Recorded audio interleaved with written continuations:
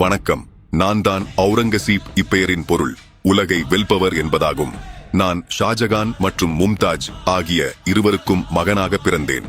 மேலும் அக்பர் ரத்து செய்த ஜிசியா வரியை மீண்டும் கொண்டு வந்தது நான்தான். மற்றும் ஏழைகளின் தாஜ்மஹால் என்று அழைக்கப்படும் பிபி க மக்பராவை அவுரங்காபாத்தில் கட்டினேன். மேலும் ஃபத்வா ஐ ஆலம்கிரி எனும் இஸ்லாமியின் சட்ட புத்தகத்தை எழுதியதும் நான்தான். பின்பு 1687 ஆண்டில் 8 மாதங்கள் முற்றுகையிட்டு ஆப்கானிய வாசல் காப்பாளரின் துரோகம் காரணமாக குதுப் ஷாகி வம்ச அரசின் தலைநகரமாக இருந்த கோல்கொண்டா கோட்டையை கைப்பற்றினேன். மேலும் எனது 50 வருட கால ஆட்சியில் பாதி காலத்தை வட இந்தியாவில், எனது மீதி காலத்தை தென்னிந்தியாவில் ஆட்சி புரிந்தேன். வடிந்தியாவில் ஆட்சி புரிந்த போது எனக்கு தென்னிந்தியாவில் ஆட்சி செய்த சிவாஜி எனக்கு பெரிதும் இடையூறாக இருந்தார். மேலும் எங்கள் இருவருக்கும் இடையில் பல போர்கள் நடைபெற்றன.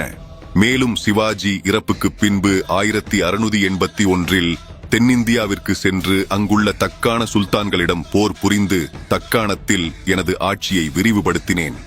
பின்பு 1707 ஆண்டில் இயற்கை மரணம் அடைந்தேன். நன்றி.